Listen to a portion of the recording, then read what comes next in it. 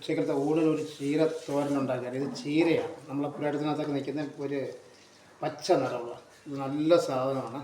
2 പച്ചമുളകും വെളുത്തുള്ളിയും ഈ കറിയാ ഇതും കൂടെ ജീരകവും കൂടെ ഇട്ട്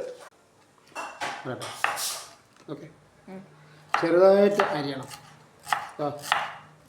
ഇതുപോലെ അരിഞ്ഞ് എടുത്തിട്ട് ഇത് നമ്മൾ ചീര തോരൻ വെക്കുന്നതിനൊക്കെ വെക്കും. അത് നല്ല സാധനമാണ്.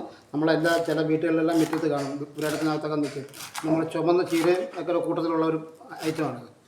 ഏറ്റവും നല്ല സാധനമാണ്. ഉച്ചയ്ക്കത്തെ ഊണിന് പറ്റിയതാണ്, ഹെൽത്തിയായിട്ട് കഴിക്കാവുന്നതാണ്.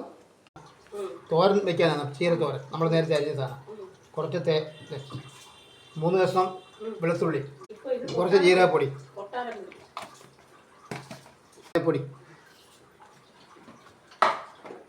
കുറച്ച് കടുകിട്ട്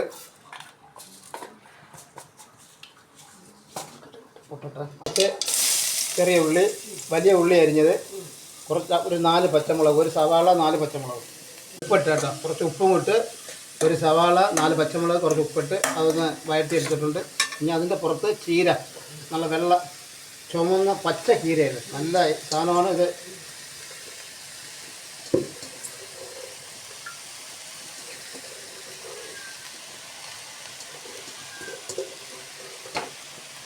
ഇതൊന്നും കളയരുത്, നല്ല സാധനം. ചീര എന്ന് പറഞ്ഞാൽ ഏറ്റവും നല്ല സാധനമായിരുന്നു.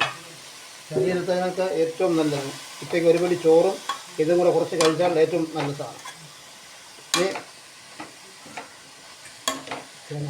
ഇത് തേങ്ങ, വെളുത്തുള്ളി, ജീരകം, ഇത്രയും സാധനം കണ്ടോ. ഇത് ഇടിയാണ് എൻ്റെ പ്രശ്നം.